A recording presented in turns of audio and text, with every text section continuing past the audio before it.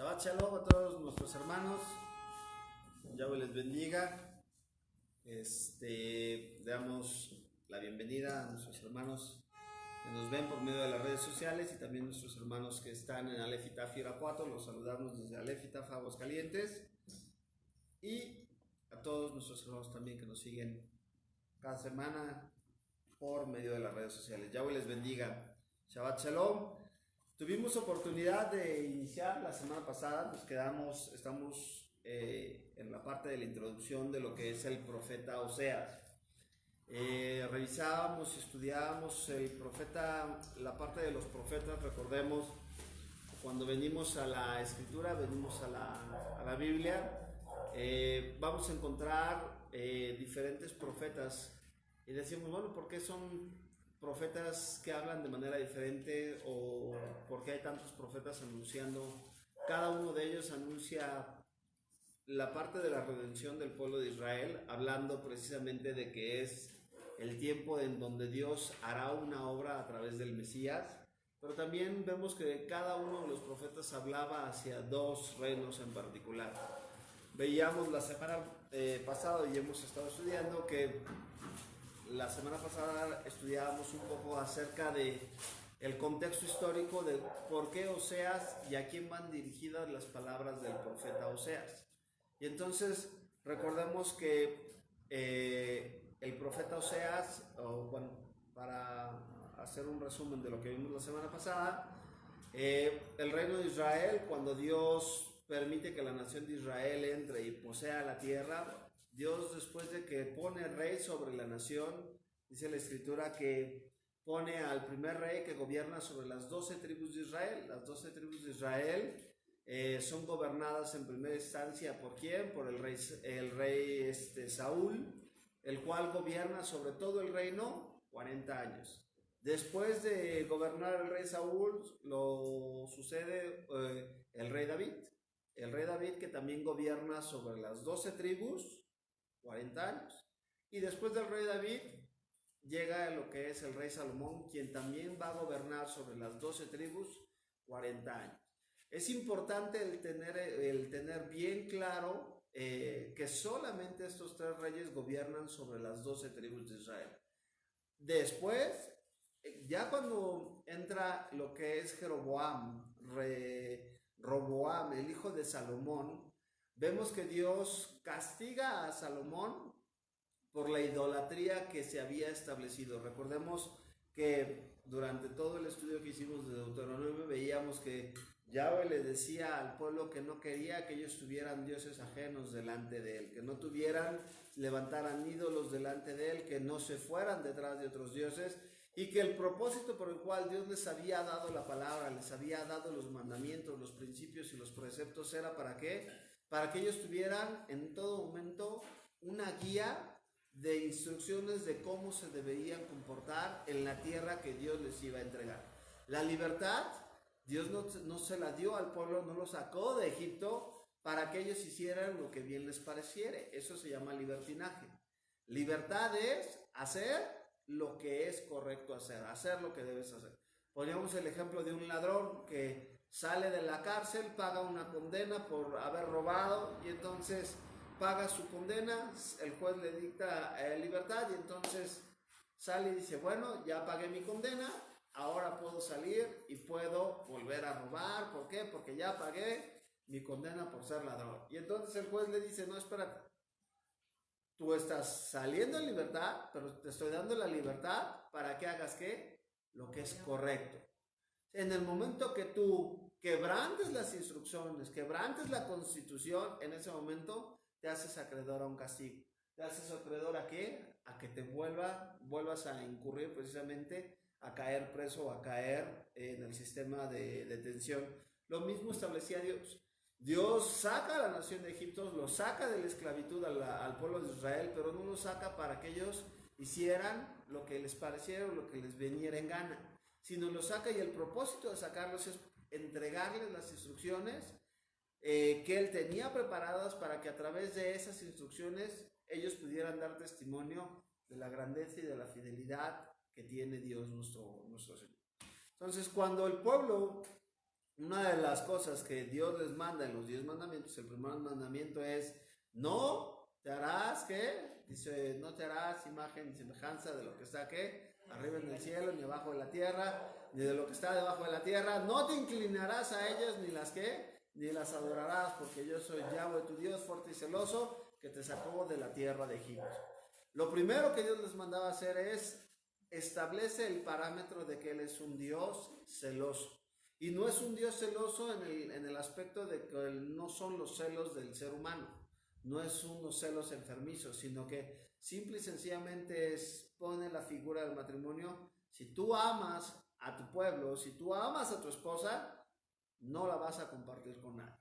Digo, ahorita hay gente que está muy enferma y que bueno, pues andan compartiendo y andan intercambiando esposos pero habiendo un amor sano, un amor que es de Dios, no se da eso. ¿Por qué? Porque lo que amas, proteges, guardas, cuidas, lo guardas y buscas, ¿qué? Buscas el bienestar de esa persona. Entonces, cuando Dios establece este principio, les dice al pueblo que, ok, yo voy a estar con ustedes, dice, pero cuídense de qué? De que no tengan dioses ajenos delante de mí. Cuando llega Salomón, veíamos que Salomón tiene 1000 mujeres y cada una de esas mujeres que tiene, por darles gusto a las mujeres, toma mujeres inclusive de las naciones vecinas, de las naciones de las cuales Dios les había dicho que no tomaran para su pueblo, que no se unieran. ¿Por qué? Porque en el momento que ellos tomaran mujeres que no fueran del pueblo y que no siguieran y guiaran su vida bajo estos preceptos, entonces, ¿qué iba a pasar? Y la mujer iba a hacer que el corazón del varón se fuera tras de la adoración de sus dioses. Y como lo vemos en la historia que nos narra Samuel, vamos a encontrar que Salomón, segundo de Samuel, vamos a encontrar que Salomón termina inclusive levantando dentro del territorio de Israel, levantando altares a otros dioses. Y esa es la causa por la cual Dios le dice que el reino iba a ser dividido. La nación de Israel, las que eran 12 tribus, iban a pasar ¿a qué? A ser divididas. Y Dios le entrega a un rey que se llama Jeroboam, se las va a entregar las 10 tribus del reino del norte, y a Roboam, el hijo de Salomón, le va a dejar únicamente 2 tribus. ¿Por amor a quién? Lo vimos, Dios es un Dios de pactos, se los va a dejar por amor a su siervo David. Por amor al padre de Salomón, David hizo lo correcto, caminó conforme a los mandamientos de Dios y por amor a David no deja, no le quita todo el reino. A partir de ese momento históricamente el reino se divide en 2 y entonces vamos a encontrar en el relato bíblico que la Biblia va a hablar de la casa de Judá y de la casa de Israel. Y entonces cuando la casa de Judá va a levantar Dios profetas que hablen a la casa de Judá y va a levantar Dios profetas que hablen a la casa de Israel. ¿Cuál es el problema con la casa de Israel? La casa de Israel, vemos que en el momento que Dios le da a Jeroboam las tribus, las 10 tribus, revisábamos la semana pasada que Dios le dice, ¿sabes qué? Yo te voy a bendecir, pero guarda de no separarte y de apartarte de las palabras que yo te he dado para que te vaya bien. ¿Qué hace Jeroboam? Jeroboam primero hace pecar a Israel porque no solamente se aparta, sino cambia la escritura, hace una sustitución de lo que Dios había hablado, cambia los días de fiesta. Recordemos que la Torá le hablaba a la nación de Israel que tenían que subir 3 veces al año a Jerusalén. ¿Para qué? Para adorar. ¿En qué fiestas? La fiesta de Pascua o la fiesta de los panes sin levadura, la fiesta de las semanas o Shavuot, Pentecostés como se conoce, y la fiesta de los tabernáculos.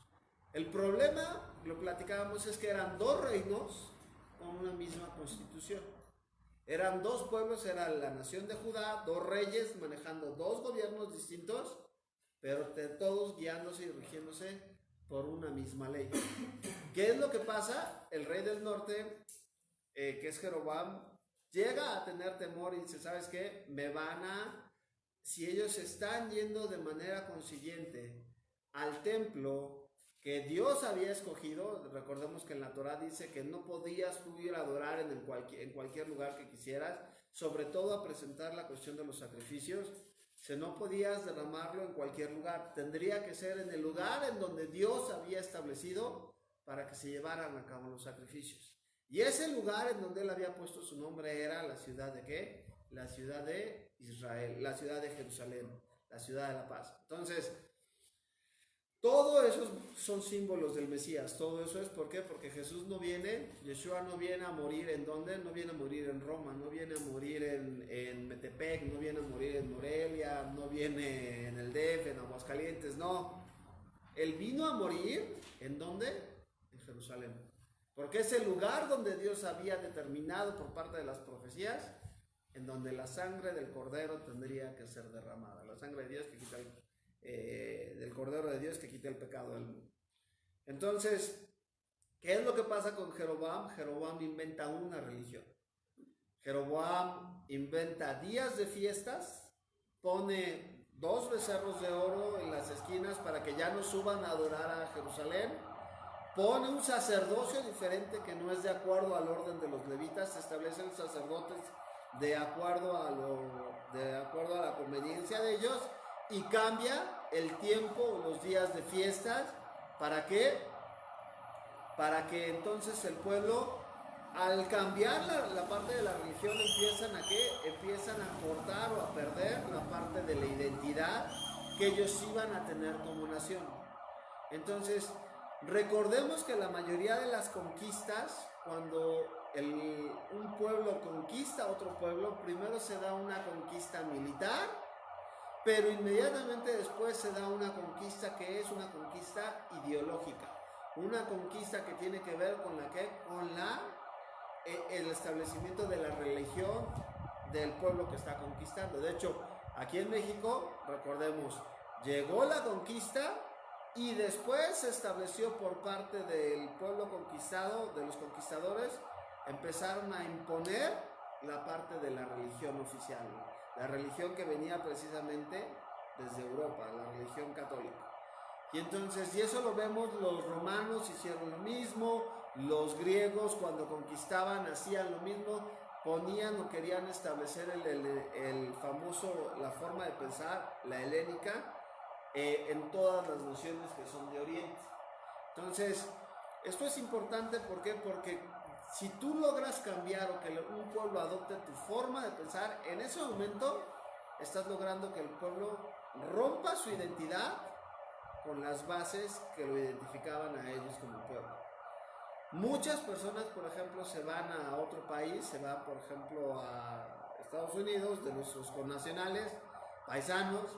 La primera generación que llega, pues todavía llega gustándoles las tortillas, el frijol, el mole, pero la generación siguiente que nace allá ya no es tan ad hoc de esas costumbres.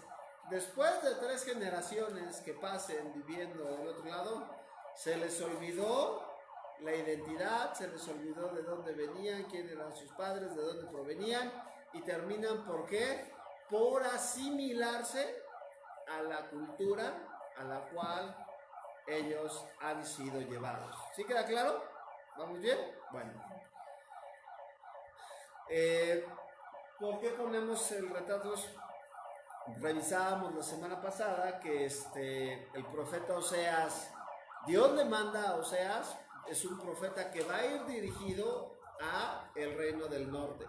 Al reino del norte, un reino en el cual desde el principio que se formó, nació mal, se formó mal. ¿Por qué? Porque en lugar de permanecer en los preceptos que Dios les dijo, se desviaron y formaron ellos una religión diferente. Y todos los reyes de Israel, absolutamente todos los reyes de Israel, ninguno de ellos se aparta del camino de Jeroboam primero. Todos ellos continúan con ese camino, continúan trabajando esa idolatría, y vemos que aún hay reyes que inclusive aumentan la idolatría, en el caso de Acab y en el caso de ¿qué? De Jezabel. Acab y Jezabel fueron dos de los peores reyes que gobernaron en el reino del norte.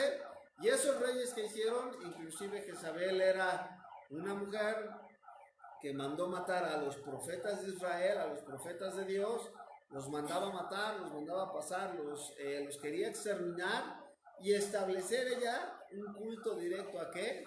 Un culto directo a Baal, al Dios de ellos. De ahí todo el contexto del profeta Elías, en donde vemos que hace un reto contra los 400 profetas de Baal y donde Dios termina por favorecer a Elías y consumir la ofrenda que Elías estaba presentando y terminan por matar a los 400 profetas de Baal. Nos quedamos la semana pasada hablando de que ese era el contexto histórico en el cual se estaba dando la parte de que el libro de Oseas iba a ir dirigido a una nación, a un pueblo, en donde Dios iba a empezar a hablar. No sé si vas a preguntar porque si no se oye, para que se oiga un poquito menos la alarma, porque ya me mareó. Si ya no se oye tanto. ¿Dónde qué? Nada más esas, está bien, porque si no nos vamos a... ¿Cuál era el concepto? Recuerden ustedes que el concepto de lo cual Dios le va a estar hablando a Israel, Dios le va a hacer una representación a través de quién, a través de la vida del profeta. Recordemos que un profeta bíblico, un profeta escritural, un profeta era aquel que estaba dispuesto y ponía su vida al servicio de Dios para hacer lo que Dios les mandara hacer, no importando qué tan grave o lo que o inclusive si ellos tenían que ser avergonzados con tal de dar el mensaje, ellos estaban dispuestos a dar porque su vida estaba puesta al servicio de Dios. Dios le dice al profeta Oseas que él va a hablar con la casa de Israel y le va a decir, fíjate bien, te vas a ir y vas a tomar una mujer que seguramente era una mujer hermosa, era una doncella, era una mujer muy guapa, se la vas a amar, de esa mujer te vas a enamorar hasta los tuétanos. Dice, pero fíjate bien, desde ahorita te voy a decir, esa mujer con la que te vas a casar es una mujer que te va a ser infiel. Y es una mujer a través de la cual yo, en esa infidelidad que ella esté cometiendo, voy a demostrar a través de la vida familiar todo lo que esté pasando en tu casa. Va a ser una sombra profética y un reflejo de la condición del pueblo hacia mí, que soy su Dios. Y entonces vemos que Oseas toma a Gomer. La palabra Gomer, ¿se acuerdan qué era? ¿Lo anotaron? Consumación. ¿Cómo qué? Consumación. Consumación.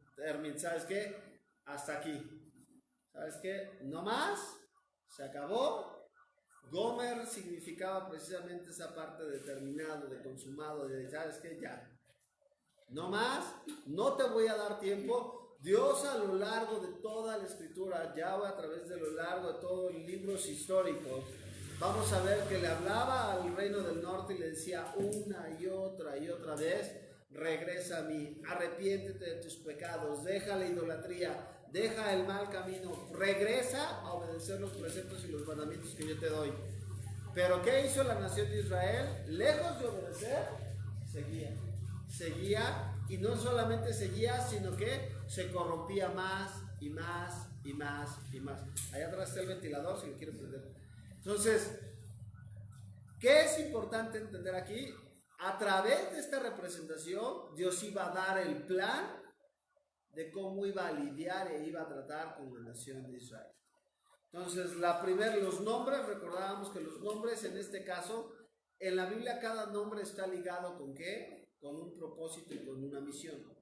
Entonces, los nombres aquí cobran una relevancia muy importante porque a través de los nombres que les va a estar dando, Dios iba a revelar el plan o lo que haría precisamente con el pueblo, con la nación de Israel. Entonces, quedamos que Gomer significaba ¿qué? Que significaba consumación. El primer hijo que tiene Oseas, ¿qué significa? Salvación. Salvación. Oseas significa salvación. Entonces, desde ahí estaba dando que va a ser un mensaje de juicio, pero el mensaje lo está dando a aquel que estaría precisamente, es una sombra de lo que Dios haría por su pueblo. No lo dejaría en desgracia, sino permitiría que hubiera y que el pueblo tuviera salvación. Vemos que dice la escritura en Oseas capítulo 1, le dice que iba a tener un hijo. Ya revisamos que la primera parte nos habla literalmente de la línea de tiempo. ¿Quién quiere leer? Nada más para efectos de repaso. Oseas 1, versículos del 1 al 4. ¿Quién dice yo? Norberto, muy bien. Dice, palabra de Yahweh que vino a Oseas, hijo de Beri, en días de Usías, Jotam, Acaz y Ezequías, reyes de Judá, y en días de Jeroboam, hijo de Joás, rey de Israel. El principio de la palabra de Yahweh por medio de Oseas, dijo Yahweh a Oseas, ve, tómate una mujer fornicaria, e hijos de fornicación, porque la tierra fornica apartándose de Yahweh. Fue pues y tomó a Gomer, hija de Diblaim, la cual concibió y le dio a luz un hijo. Y le dijo Yahweh, ponle por nombre Jezreel, porque de aquí a poco yo castigaré a la casa de Jehú por causa de la sangre de Jezreel, y haré cesar el reino de la casa de Israel. Entonces ahí, ok. Vemos que cuando está hablando de la casa, dice, porque desde ahí, desde el versículo, nos está dando el propósito. Dice, ve y toma una mujer fornicaria y vas a tener hijos de ¿qué? Hijos de fornicación. Dice, ¿por qué? Porque la tierra fornica. ¿En contra de quién? En contra de Yahweh, Dios. ¿Por qué fornica? No se estaba refiriendo ahí a toda la humanidad. Recordemos que cuando leemos ahí la tierra, se estaba refiriendo ¿a quién? Al pueblo de Israel. Al pueblo de Israel, recordemos que fornicación es toda una relación que no está dentro del matrimonio. Eso se le conoce como fornicación. Entonces, ¿qué estaba haciendo? Se estaba yendo a... El pueblo se había ido y había alejado la parte de tener esa intimidad que Dios quería tener con su pueblo. La idolatría Dios la asemeja precisamente con el pecado de fornicación. Para Dios el que el pueblo se fuera a adorar a dioses ajenos es en lo literal que vamos a ver, es que la mujer de Oseas se fuera y tuviera varios amantes. Para Dios es exactamente igual y está poniendo en la misma tesitura y en el mismo punto el que Él había destinado, como lo leímos en Éxodo, que era un marido para el pueblo. Y que el pueblo, ¿qué hizo? Dejó a su marido y se fue a adorar a otros dioses. Y entonces es como, tú te casas, les vas a decir, tú te vas a casar, pero esa mujer con la que tú te estás casando y a esa mujer a la que amas, te va a engañar. Y va a tener no uno, sino va a tener varios amantes. Y no solamente eso, vas a tener, dice ahí, hijos de ¿qué? Hijos de fornicación. ¿Qué quiere decir? Que los hijos que iba a engendrar no iba a saber si eran de él. ¡Qué fuerte! ¡Qué fuerte! Y el profeta dice, hablábamos la semana pasada, que ¿quién quiere ser profeta? ¿Quién está dispuesto a que Dios hable y muestre su plan a través de sus vidas? Bueno, pues el profeta amaba al Señor y entonces amaba a la nación de Israel y amaba a Gomer. Y es a través de lo que Dios quería que Oseas comprendiera el sentir de lo que Dios estaba sintiendo en el momento de que el pueblo se iba tras otros dioses, pero no solamente eso, sino que Oseas pudiera experimentar en carne propia lo que era el amor sobrenatural de Dios. El amor y el dolor, porque no era fácil, como dicen, no era fácil el ver que su esposa lo iba a estar engañando, que su esposa iba a estar siendo infiel. Y entonces vemos ahí en el pasaje, dice que la tierra es, ¿quién es? La tierra del norte, se está refiriendo a la casa de Israel, no se está refiriendo a todo el planeta Tierra. Nos lo da el contexto del versículo. Recuerden que en la Biblia siempre el contexto es importante, no podemos sacar un versículo fuera de contexto. Por eso la estudiamos versículo por versículo, capítulo por capítulo, para no sacar cosas y crear o desviarnos de lo que dice la Escritura. Y entonces le dice, vas a tener un hijo y vas a conseguir un hijo y le vas a poner por nombre como ¿qué? Jezreel. ¿Se acuerdan que vimos la semana pasada que era Jezreel? Dios sembrará. Muy bien, esas son las notas. ¿Por qué era importante el nombre de Jezreel? ¿Qué significa Jezreel? El primer hijo, fíjense, lo toma y ahí no está hablando de que su mujer le ha sido adúltera. Hasta ese momento, el primer hijo tiene la certeza de que es de él. Y le está diciendo que es Jezreel, porque Dios iba a sembrar. ¿Cuál era el proceso de sembrar? El proceso de sembrar era que tú siembras esperando cosechar. Y entonces tú siembras una semilla, recuerdan el proceso de la ley de la siembra y de la cosecha, tú siembras una semilla de manzana y no vas a cosechar una manzana, sino siembras una semilla de manzana, vas a cosechar ¿qué? Un árbol de manzanas. Quiere decir siempre que la cosecha será mucho mayor que lo que nosotros sembramos. Y ese es un principio espiritual para todos los días. Tú estás sembrando el día de hoy, lo que estés sembrando, para bien o para mal, siempre cosecharás mucho más de lo que tú sembraste.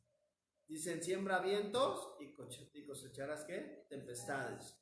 ¿Qué es lo que entonces Dios iba a hacer? Esas 10 tribus, ese reino, Dios le estaba diciendo, recuerden, Gomer es, Dios termina con Israel. No más me voy a compadecer, no más voy a estar contigo. Y no solamente le está diciendo eso, sino que además dice que Dios los iba a sembrar. Un principio que también habla de sembrar, que se acuerdan que en el Nuevo Testamento Pablo dice que si el grano no cae a tierra y muere, no puede ¿qué? No puede dar fruto.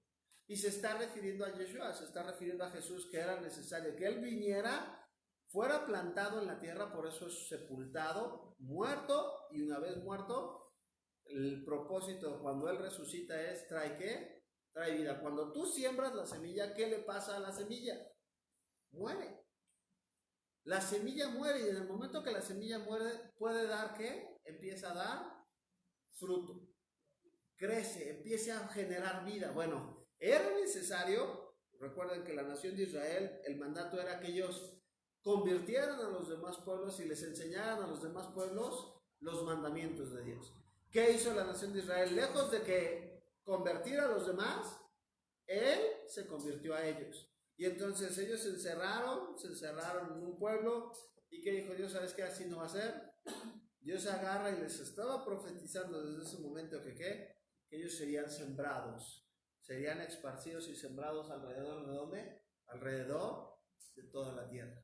Para que se cumpliera la promesa que Dios le había dado a Abraham, que en su simiente es esperma, en hebreo es cera es en hebreo, en su esperma, en su simiente serían benditas todas las naciones de la tierra. Quiere decir que en todas las naciones de la tierra iba a haber descendientes ¿de qué? De Abraham. ¿Y cómo se podía cumplir eso? Si todos estaban en un lugar, no se podía. Tenían que salir ¿en qué? En una dispersión, y en esa dispersión empezar a mezclarse y empezar a ¿qué? A producir y a tener hijos. ¿Para qué? Para que se cumpliera la promesa. Vimos ahí que por qué habla del valle de Jezreel. Estamos viendo el pasaje en donde Jehú mata a Jezabel, mata a Acab, termina por aventarla, terminar con la parte de la idolatría a los Baales. Pero Dios, dices, oye, pues mató a los que estaban haciendo mal contra Yahweh. ¿Por qué Dios va a juzgar, de acuerdo al pasaje, a Jehú? Y vemos que Jehú, si leemos la historia, vamos a ver que Jehú no se aparta de los pecados de Jeroboam, sino por el contrario, los ratifica. Y el pueblo, cuando tú no te vuelves de todo tu corazón a Dios, te vas a terminar por desviar de manera definitiva. Por eso Jesús de Suárez dice, no puedes andar a medias tintas. Conmigo o eres o no eres. Conmigo, el que no recoge conmigo, ¿qué hace? Desparrama. Y el mensaje que Yahweh le da a la iglesia le da al pueblo y dice, a los tibios, ¿yo qué? Los vomitaré de mi boca. Más vale que seas frío o que seas caliente, pero tibio te vomitará en roca. No puedes estar agradando a Dios y agradando al diablo. No puedes, de acuerdo al pensamiento bíblico y de acuerdo al pensamiento hebreo, no podías sentar en una misma mesa a Dios y a Satanás. No se puede. Así como no se puede unir el agua y el aceite, son dos cosas completamente diferentes. No puedes unir o no puedes estar teniendo la naturaleza de Dios y la naturaleza del mundo. Los evangelios, inclusive los apóstoles, inclusive decían, aquel que ama el mundo, el amor del Padre no está puesto en él.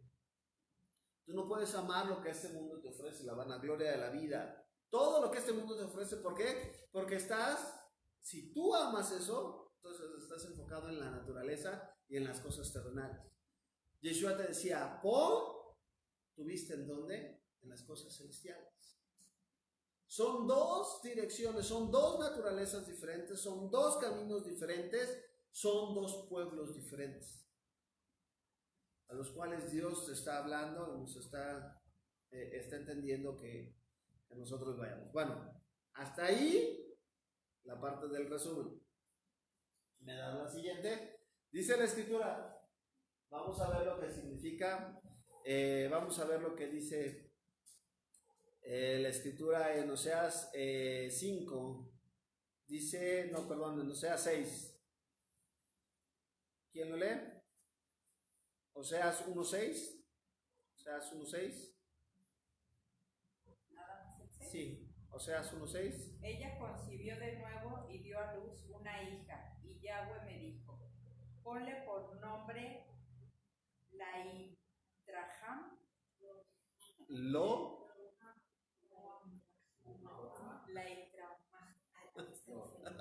Ok. Es Lo Ruama. Entonces, Lo Ruama. Ok, le está diciendo, y bueno, ¿qué significa Lo Ruama? Ahí te va a decir.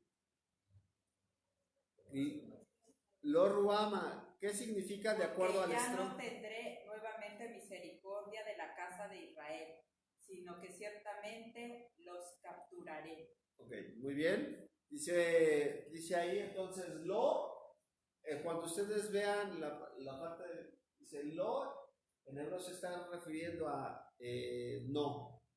no es mi que, se le está diciendo literalmente es la que, no favorecida o no que, no amada o no compadecida.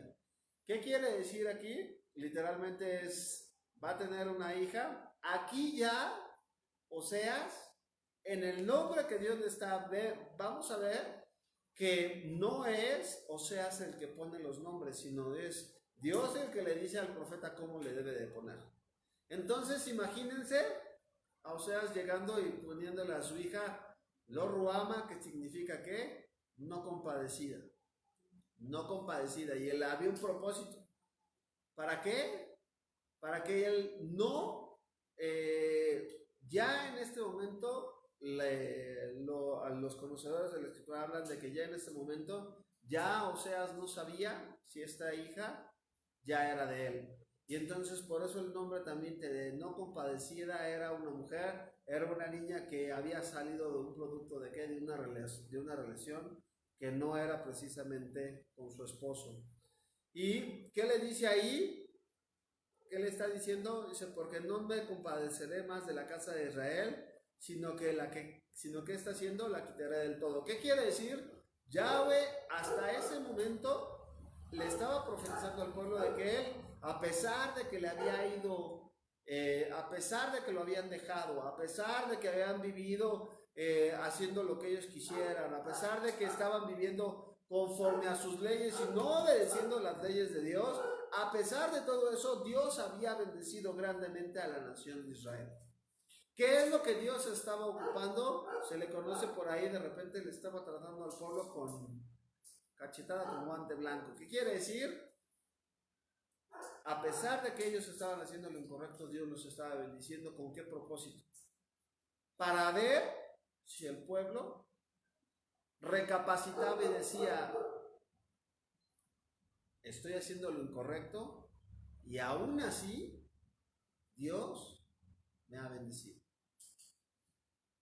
A mí me ha tocado conocer un chorro de personas que dicen, es que Dios tiene consentidos. No, es que yo no merezco todo lo que Dios me ha dado.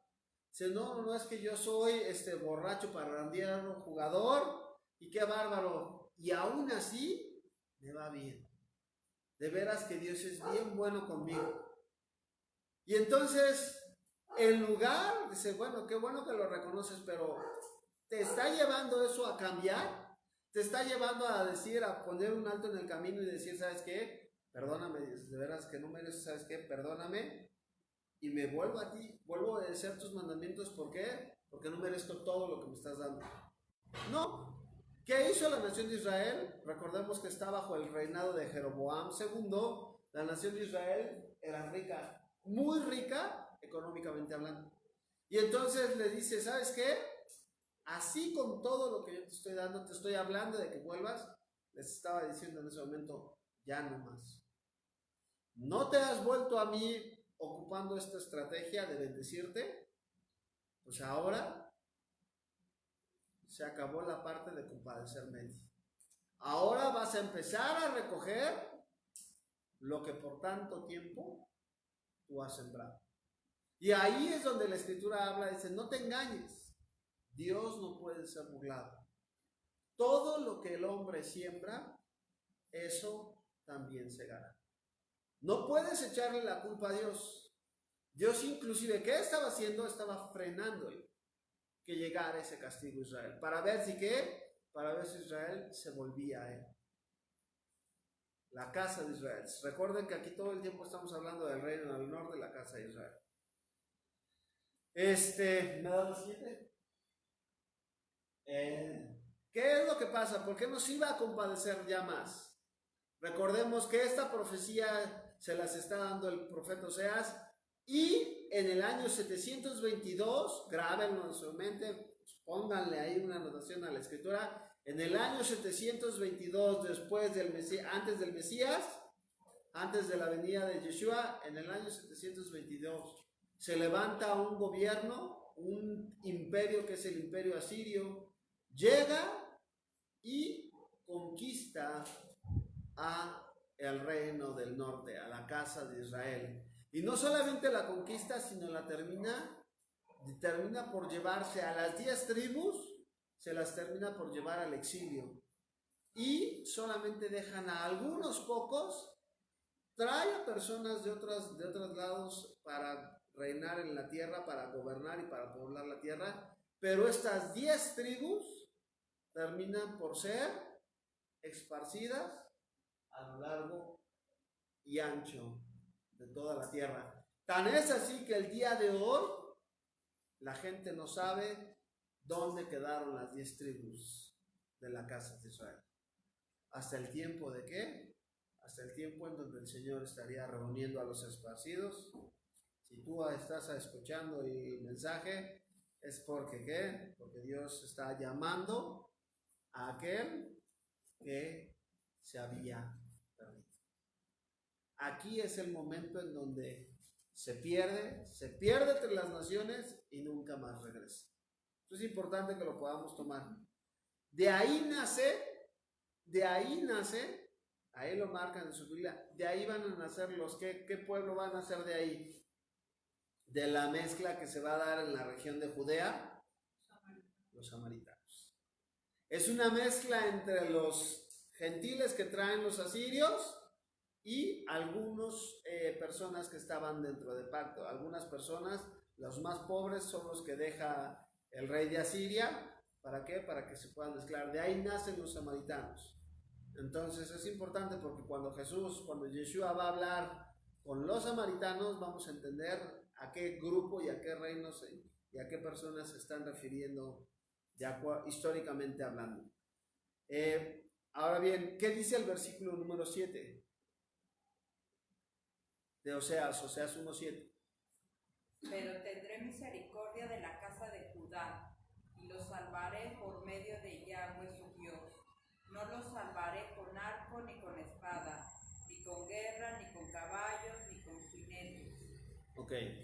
Porque en el versículo 6 le está diciendo, fíjate bien, ahí está hablando, vean que está haciendo la referencia clara de dos casas. Le está diciendo, de Israel, los Ruama, no tendré, no me compadeceré más.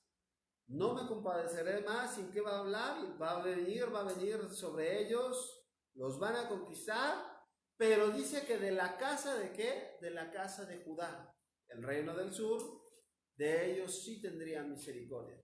¿Qué pasó en el año 722 después de que Sennacherib, que era el rey de Asiria en ese momento, llega, conquista el reino del norte, se lleva cautivos a todos? ¿Qué iba a hacer? Inmediatamente lo que seguía en el mapa para conquistar era Judá, el reino del sur. Y entonces más la siguiente. ¿Qué es lo que vemos?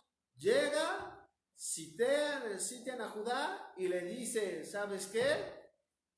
Todos los dioses de todas las demás regiones y de todas las demás naciones que he ido conquistando, regresan de una por favor. Todos los pueblos, todo lo que está marcado ahí, es todo el territorio que tenía el imperio asirio.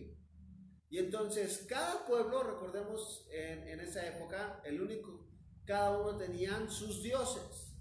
Cuando llegan los asirios, cuando estaban peleando un reino contra otro reino, no solamente era una batalla de pueblos, sino era una batalla directa entre ¿qué? Dioses. Mi Dios es más fuerte que tu Dios. Y entonces cuando conquistan el reino del norte, vemos aquí que Dios no es que haya vencido a Yahweh, no es que haya vencido al rey, al Dios de Israel, sino que Dios, por la maldad del pueblo, ya había profetizado que los iba que los iba a entregar. Sin embargo, cuando llega Sennacherib, ¿a dónde?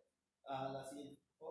Llega Sennacherib a Jerusalén, llega a Judá, y sitia a Judá y le dice, a ver, ahora sí, también, fíjate bien, le dice Sennacherib a Ezequías, le está diciendo, fíjate bien, todos los reinos estos han caído, y estos dioses han caído bajo mi poder, ¿no caerán también ustedes?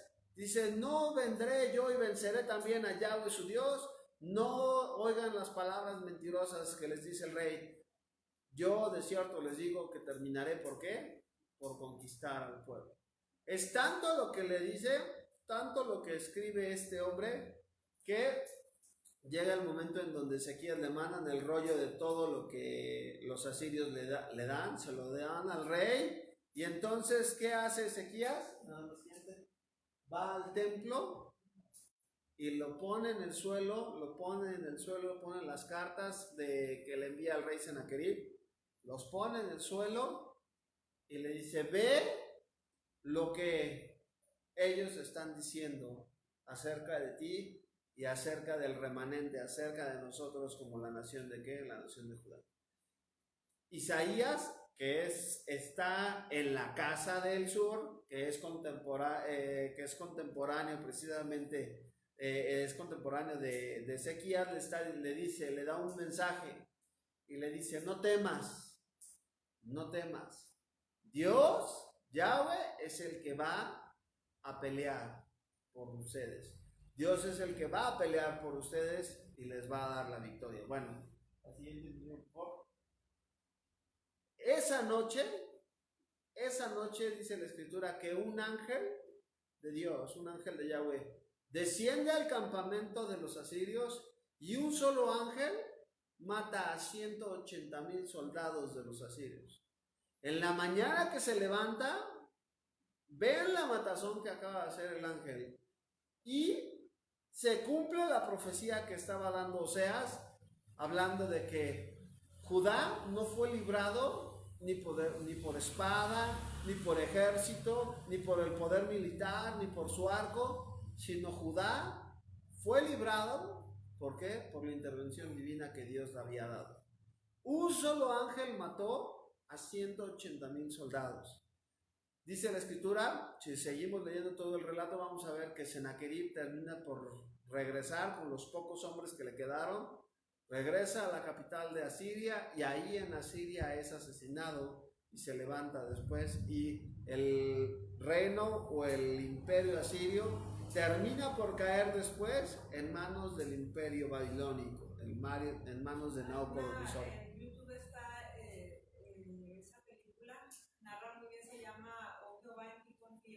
ok. Y está todo esto que ahorita nos narraste y está muy bien ilustrado para si la quieren buscar. Ok. Está muy bonita. Ok, para que la puedan ver, se llama ¿cómo? Oh Jehová en ti confío. En ti confío, ok. Para que lo puedan ver. Todo eso que estamos hablando es relato que se da también en la parte de la escritura. Entonces, es importante entender que la profecía se estaba cumpliendo. La profecía que Dios había dado de guardar y de proteger precisamente a Israel, a la casa de Judá, se iba a dar. Y si se había cumplido, como se había cumplido el que el pueblo de Israel, las 10 tribus del norte fueran dispersas, también la protección que Yahweh daría a la casa al reino del sur o a la casa de Judá, también se estaría llevando, se estaría protegiendo. ¿Se acuerdan ustedes el pasaje en donde donde Jesús está siendo llevado, es traicionado por Judas? Llegan, le dan el beso y entonces dice la escritura que Pedro saca una espada y le corta la oreja a ¿cómo se llama? Malco, no me creo que sí es Malco. Le corta la oreja y en ese momento Yeshua le dice a Pedro, guarda tu espada. Tú no me vas a librar a mí por medio de la fuerza. Dice, ¿tú crees que si yo no orara al Padre, no enviaría a él, ¿cuánto? Dice, 12 legiones de ángeles para que me libraran? ¿Cuántos mató un ángel? 180,000. 6,000. 12 legiones, imagínense literalmente estaría hablando de, si no entiende que no me están quitando la vida, no me están arrestando porque, todo lo que está sucediendo estaba previamente destinado, profetizado en las escrituras para que tuvieran el cumplimiento exacto. De hecho, cuando le está diciendo a Pedro, le dice, si yo hiciera eso, no se cumpliría el propósito por el cual ha venido él. Dice la escritura que él vino a morir. Nadie lo asesinó, nadie lo mató. Dice la escritura, Yeshua mismo le dice, yo tengo poder para poner mi vida y tengo poder ¿para qué? Para volverla a tomar. Nadie era más poderoso que él. Entonces, todo lo que él hizo, lo hizo en completa soberanía y en completa ¿qué? Autoridad. Todo lo que se iba a dar en la vida del Mesías, como lo vamos a ver más adelante, estaba previamente destinado con cientos de años de anticipación. ¿Para qué? Para que se cumpliera todo lo que de él se había escrito. Entonces, vamos al que sigue, versículo número 8. ¿Quién lo lee? Oseas 1:8 y 9, de una vez. Después de haber destetado a Loama, recibió y dio a luz un hijo. Y dijo Elohim, ponle por nombre Loami, porque ustedes no son mi pueblo, ni yo seré su Dios. Ok, ¿me das la siguiente, por favor? Allá. Loami, ¿qué les está diciendo? ¿Qué significa Loami? Literalmente, otra vez le dice, no, Ami es mi pueblo. Literalmente les está diciendo Dios, en este momento, fíjate bien, no solamente ya no voy a tener cuidado de ti, ya no vas a contar con la protección que yo te daba antes, con el favor que yo te daba antes, sino además ya no lo consideraba a él como ¿qué? Como su pueblo. A partir de ese momento les está diciendo, ustedes ya no serán llamados y ya no serán considerados como ¿qué? Como mi pueblo. Y vean lo que dice el versículo 9. Ya lo leímos, ¿verdad? El 10, perdón. ¿Quién quiere leer tú mismo, Norberto, por favor, el 10? Con todo será el número de los hijos de Israel como la arena del mar. No se puede medir ni contar. Y en el lugar en donde les fue dicho, ustedes no son pueblo mío, les será dicho, son hijos del Elohim viviente. Ok, aquí vamos a ver que se unen dos cosas. Estamos viendo que estamos encontrando el juicio de Dios hacia quién, hacia la casa de Israel por haberse desviado. Les está diciendo, no los voy a favorecer más, y además ustedes ya no son mi pueblo. Pero vemos cómo el propósito de la disciplina de Dios nunca es destruir, sino el propósito de la disciplina de Dios es de que el pueblo se pudiera arrepentir. Y siempre el propósito de Dios, cuando Dios está trabajando con la vida de una persona, es para la restauración de esa persona. Por eso les está diciendo, en el lugar en donde se les está diciendo que ahorita no son mi pueblo, les será dicho en el mismo lugar. ¿En qué lugar? ¿En la tierra de qué? ¿Dónde les estaba diciendo que no iban a ser más su pueblo? En la casa de Israel, en el reino del norte, les estaba diciendo, en el mismo lugar en donde se les dijo, ustedes no son mi pueblo, se les será dicho que ustedes son hijos del Dios viviente. Dice, donde se les fue dicho, ustedes no son mi pueblo, les será dicho, es en un futuro, en la profecía está a futuro, sois hijos del Dios viviente. Y había dos profecías que están leyendo ahí. Dice, con todo esto, en el 10 dice, con todo esto será el número de los hijos de Israel como ¿qué? Como la arena del mar, que no se puede medir ni se puede contar. Era necesario que ¿qué? Nos está hablando que la descendencia que tendría Efraín o la casa de Israel a lo largo de todo el mundo iba a ser tan grande y tan numerosa que no se puede contar. ¿Cómo se iba a dar esto? ¿A través de qué? ¿Se acuerdan que hablamos al principio? De que Dios los iba a ¿qué? Los iba a dispersar, los iba a sembrar con el propósito de que siembra pocos y termina recogiendo multitudes que no se puedan ni siquiera sembrar, ni siquiera contar, ni siquiera sembrar. Ahora bien, vamos a ir a Romanos capítulo 9. Romanos capítulo 26, perdón. 9:26, sí. Romanos 9:26, perdón. Romanos 9:26. ¿Por qué es importante ir a Romanos 9:26? Si nosotros no entendemos, si nada más nosotros leemos el Nuevo Testamento sin haber leído y haber entendido el Antiguo Testamento o el Antiguo Pacto, vamos a llegar a conclusiones que no son las adecuadas. Y vamos a leer, por favor,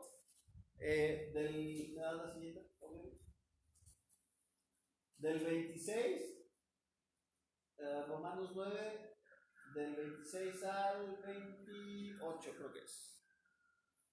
Del 26 al 29. ¿Quién lo quiere leer? Está ella también ahí en la pantalla. El que guste. Muy bien, Mafer. Y en el lugar donde se les dijo, vosotros no sois pueblo mío, allí serán llamados hijos del Dios viviente. También Isaías clama tocante a Israel. Desde el 22. Desde el 22 al 29, perdón. Y que si Dios, queriendo mostrar su ira y hacer notorio su poder, soportó con mucha paciencia los vasos de ira preparados para destrucción, y para hacer notorias las riquezas de su gloria, las mostró para con los vasos de misericordia que él preparó de antemano para gloria, a los cuales también ha llamado, esto es a nosotros, no solo de los judíos, sino también de los gentiles. Ok, vamos a entender ahí, el contexto está hablando de qué gentiles se va a referir. Dice, gentiles, en la mente de Pablo le está hablando una carta a quién, a los romanos, pero el término gentil que se ocupaba era una persona que vivía, recuerden que en el Nuevo Testamento estaba el gentil, que no tenía nada que ver ni le interesaba nada que ver con Dios, con la palabra, con obedecer sus mandamientos. Estaba el que vivía como gentil y estaba, aunque conociera. Aquí es es el día de hoy como si lo ponemos el día de hoy, el que es el verdadero creyente, el que se dice cristiano, pero vive como el del mundo, y el que no es cristiano ni le interesa ser cristiano, más o menos. Pero aquí está hablando de qué? De la casa de Israel. Está hablando. Entonces, cuando están tomando el término gentiles, Pablo les está diciendo a aquellos que eran del pueblo y que vivían como los gentiles, que habían perdido su identidad y que estaban viviendo como quién, como los pueblos que los habían, como las demás naciones que estaban alrededor de ellos. ¿Cómo sabemos que se está refiriendo a la casa de Israel? Por el siguiente versículo, porque Pablo va a citar lo que estamos estudiando en Oseas. ¿Qué dice ahí? Ahora sí. Como también en Oseas dice, llamaré pueblo mío al que no era mi pueblo, y a la no amada, amada. Ok. ¿A quién le dijo, llamaré pueblo mío al que no era mi pueblo? A la casa de Israel. ¿A quién le está diciendo? Pablo, vean claramente cómo conoce la profecía y les está diciendo que se estaba cumpliendo el momento para que aquellos en el cual les habían dicho que no eran su pueblo, era el tiempo de que ellos regresaran a ser su pueblo, y aquellos a los cuales se les había dicho que ya no eran amados, se les iba a decir como que eran nuevamente amados por Dios. ¿Vamos bien? Ok. Adelante. Y en el lugar donde se les dijo, vosotros no sois pueblo mío, allí serán llamados hijos del Dios vivo. Ok. ¿Dónde fue eso? En Israel, en el reino del norte, 27. También Isaías clama tocante a Israel. Si fuera el número de los hijos de Israel como la arena del mar, tan solo el remanente será salvo. Porque el Señor ejecutará su sentencia sobre la tierra.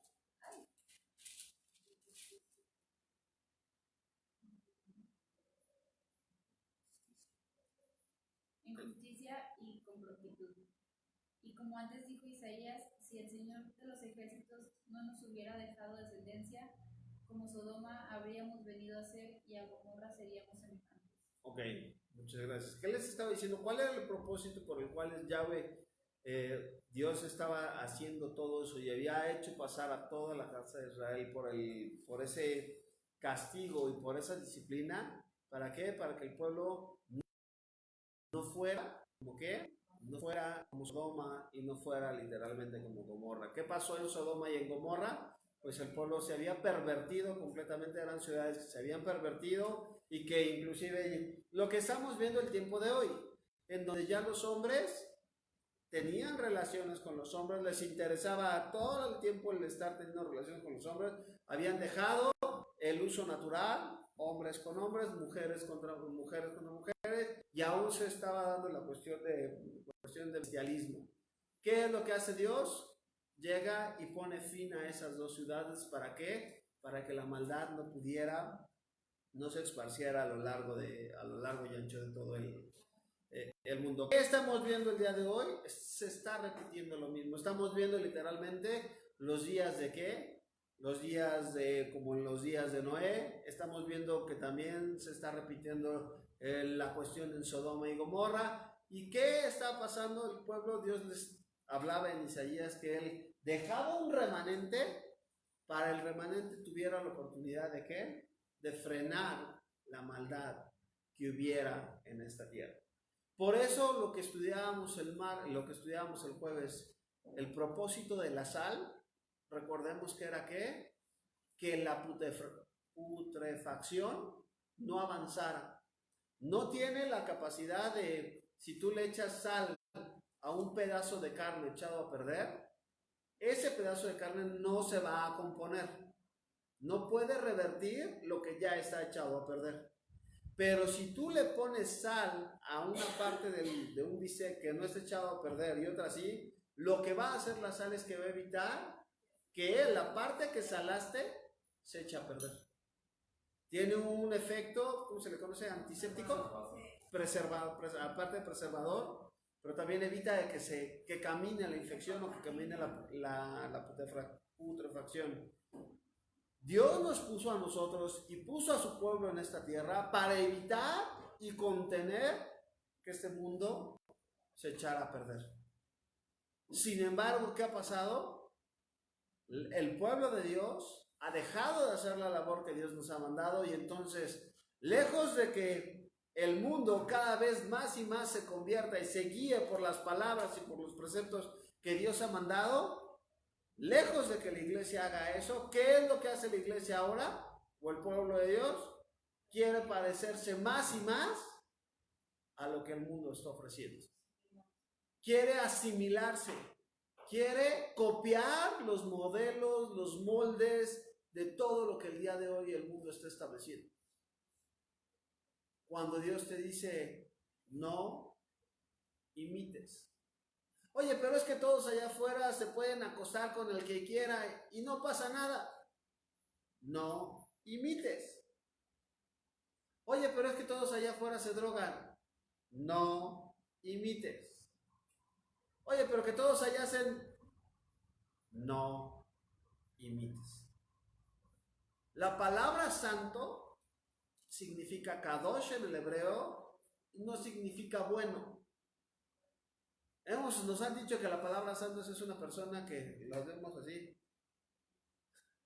la aureolita, no rompe ni un plato, ¿no? No. La palabra santo literalmente en el pensamiento hebreo es separado por un propósito. ¿Para qué Dios te separó? ¿Para qué Dios separó a un pueblo? ¿Para qué Dios sacó a una nación de Egipto? ¿Para qué? Para que tuvieran el propósito de vivir conforme a las palabras que él había establecido. Cuando tú y yo vivimos conforme a lo que dice la Escritura, estás cumpliendo tu propósito en la vida. Estás siendo luz, estás siendo sal y por consiguiente estás reflejando lo que Dios quiere reflejar a través de tu vida y de mi vida. Nunca nos ha hablado a imitar. Por eso no puedes modernizar. Hace poco escuchaba un mensaje en donde la religión popular hablaba de que su dirigente decía que era el tiempo de modernizar o ya no ocupar tanto las escrituras, sino modernizar el pensamiento, porque mucho de lo que ya se había establecido aquí ya era antiguo. Escuché a uno de los apóstoles que también el día de hoy tienen renombre en el cristianismo y dice, no, es que ya hay que hacerle más caso a la revelación del Espíritu Santo porque ya la palabra se ha quedado, no dijo obsoleta, pero dijo, se ha quedado corta con respecto a la revelación que el Espíritu quiere dar y hay que modernizarnos de acuerdo al contexto que estamos viviendo el día de hoy. La palabra no tiene el propósito, yo te puedo decir que la palabra de Dios no tiene el propósito de que de entrada te sea agradable, porque de entrada lo que va a hacer es que va a ir en contra de lo que los deseos de tu carne quieren. Entonces, cuando hablas de que los deseos vas en contra de lo que los deseos de tu carne quieren, se oponen, dice la Escritura que se oponen entre uno y otros. ¿Para qué? Para que solamente el espiritual se puede someter a la ley de Dios, el carnal no puede, aunque quiera.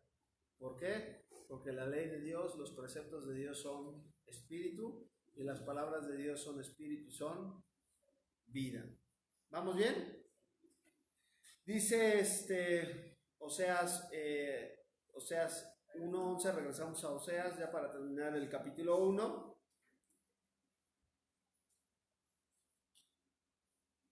Oseas 1:11, ¿lo puedes leer, Esther, por favor? En ese día llamarán a sus hermanos Ami, mi pueblo, y a sus hermanas llamarán Uama, las que yo amo. No, el 1:11. Oseas 1:11.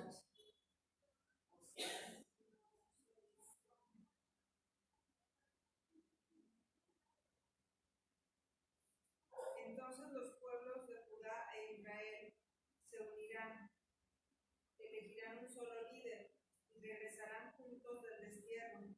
Qué gran día será el día de Jezreel, cuando Dios plantará de nuevo a su pueblo en su tierra. Amén. Vamos a cerrar ahí con esa parte de la profecía. ¿Qué nos está diciendo? Va a haber un momento en donde las dos naciones, donde fíjense bien que aquí Oseas ya predice que las dos naciones iban a salir de ¿qué? iban a salir las dos a destierro. Tanto la casa de Israel tuvo una diáspora como la casa de Judá. Recordemos que la casa de Judá va cautiva a Babilonia y después en el año 70, después del Mesías por Roma, termina ¿por qué? Por salir en una diáspora y regresar hasta 1948 cuando se vuelve a formar el Estado de Israel. ¿Quiénes regresan? Regresan los judíos, pero falta que regrese ¿quién? La casa de Israel, la casa de Efraín, que es precisamente lo que Dios está levantando en este tiempo y el día de hoy. ¿Qué es lo que Dios está levantando? Está levantando a todos aquellos que están escuchando su voz y que están siendo injertados ¿a dónde? A la casa de Israel, a la casa de Judá. Lo impresionante es que esta profecía está teniendo un cumplimiento en nuestros tiempos y dice que en el momento que Él reúna a las dos naciones, dice la Escritura que vendrá el ¿quién? Vendrá el rey a gobernar sobre su tierra. ¿Cuántos reyes gobernaron sobre Israel? 3. El cuarto rey que vendría a gobernar sobre las 12 tribus de Israel no es otro más que Yeshua HaMashiach, Jesús nuestro Mesías. Y es la parte en donde nosotros tenemos que estar atentos porque cada vez más y más se cumple esta profecía. Vamos a Juan 10. Dice,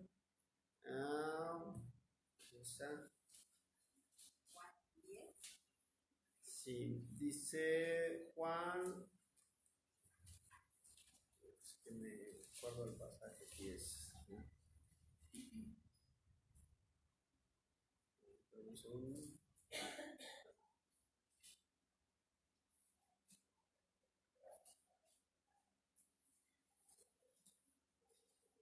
Es Juan 10, 11. Juan 10, 11 dice así. Y vamos a entender un poquito las palabras de... Dice,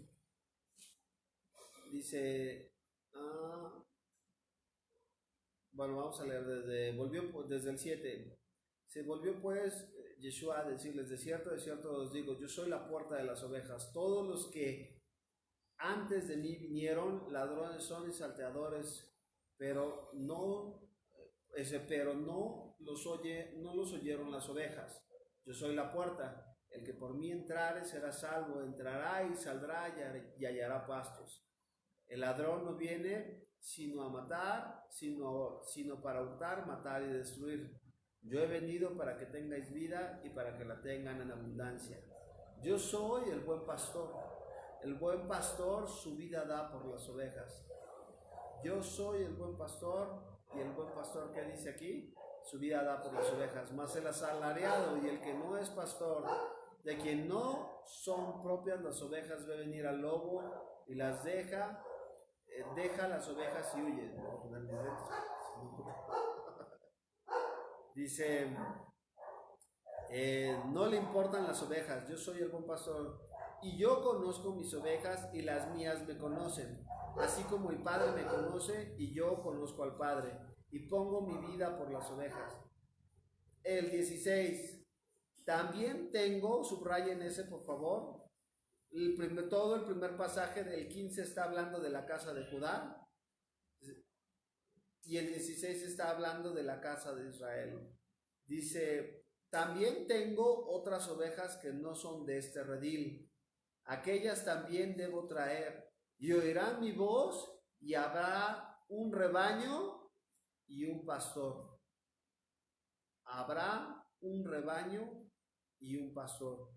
Por eso me ama el Padre, porque yo pongo mi vida para volverla a tomar. Nadie me la quita, sino que yo de mí mismo la pongo. Tengo poder para ponerla y tengo poder para volverla a tomar. Este mandamiento recibí de mi Padre. Y entonces, ¿qué es lo que nos está hablando? Vemos cómo las palabras de Jesús, las palabras de Yeshua estaban haciendo referencia a lo que se habla en Oseas capítulo 1, en la parte final de Oseas capítulo 1, versículo 11. está haciendo referencia a este pasaje, en donde Dios tendría un pueblo, los dos pueblos regresarían de la dispersión, habría un solo rebaño y habría sobre ellos un solo pastor que gobernaría, como dice la Escritura, gobernaría para siempre y su reino no tendrá fin. Amén. Amén. Bueno, pues ese es el capítulo número 1 de Oseas. Es un capítulo que nos deja ver en la vida diaria de Oseas, en lo que él estaba viviendo, el estar experimentando, el tener hijos que no son uno propio, dos, que no sabe, no conoce su procedencia, pero que a través de lo que él está viviendo, y a través, lo vamos a ver en la próxima semana en el capítulo número 2, como a través de la experiencia del día a día en la vida de Oseas, Dios iba a estar manifestando tanto las palabras de amor, de perdón, pero también de ¿qué? De exhortación al pueblo, con la finalidad de que volvieran a él. Vamos a orar, vamos a terminar este tiempo. Amado Padre, te damos gracias por la palabra que el día de hoy tú nos has mostrado. Gracias te damos, amado Abba, porque sabemos que no solamente, Padre bendito, tú buscas el que tu pueblo, Señor, pueda volverse a ti, sino también en todo momento, aún en tu disciplina, tú buscas que el pueblo se arrepienta de sus pecados y que puedan volver a ti. Gracias te damos por esa misericordia recibida en todo momento, porque nos has amado, amado Padre Celestial, de pura gracia. Nos has amado aún sin merecerlo. Gracias te damos porque no había nada en nosotros que pudiéramos tener que tú quisieras, y aún así decidiste venir, poner tu vida y morir por nosotros. Gracias te damos por el perdón de pecados que nos has dado a través de la vida del Mesías, a través de la vida de Yeshua. Gracias te damos porque a través de él podemos entrar y salir, Señor, y hallar pastos verdes y formar parte, Señor, de ese pueblo tuyo, de esa nación santa, Padre Celestial, el cual es tu pueblo Israel. Te pedimos que el día de hoy, Señor, pongas estas palabras más y más en nuestros corazones y que podamos ver cómo se cumple con precisión, Señor, esta palabra que tú estás hablando en nuestros días. Esta profecía, Señor, la estamos viendo cumplir en nuestros días, en donde tú estás llamando a los dispersos de la casa de Efraín, de la casa de Israel. Gracias por permitirnos atender a tu llamado y poder, Señor, escuchar tu voz. Gracias te damos por este tiempo, amado Abba. Pedimos tu bendición sobre cada familia aquí representada, para que tú, Señor, los lleves con bien y los guardes en todos sus caminos. Te damos gracias en el nombre de Yeshua HaMashiach, en el nombre de Jesús. Amén y amén.